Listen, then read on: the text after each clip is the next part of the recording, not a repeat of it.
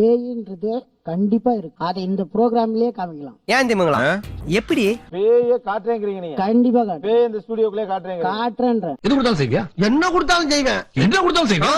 பேய் ஸ்டுடியோக்குள்ள பேய கொண்டாரு அப்படின்னு சார் சொல்லிருக்காரு. கொண்டாடுறாரான்னு பாப்போம். அவனை மாட்டாடா என் பம்பர கட்ட மண்டையா. சுமாரா ஒரு 10 கிலோ வெயிட் ஒரு பொருள்.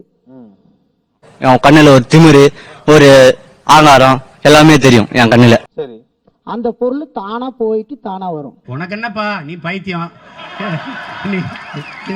நீ என்ன வேணாலும் பேசலாம். பேயால அப்போஸ் அது இப்ப இங்க பண்ண இங்கே ஓப்பனா காமிக்கணும். என்னடா சிரிக்கிற? சிரிக்காம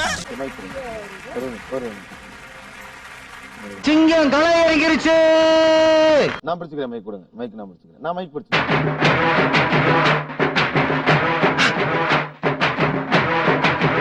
இந்த பெருமை நான் கையாட்டினா சுத்தமா சுத்தாது. சுத்தம் தானே. சுத்தாது.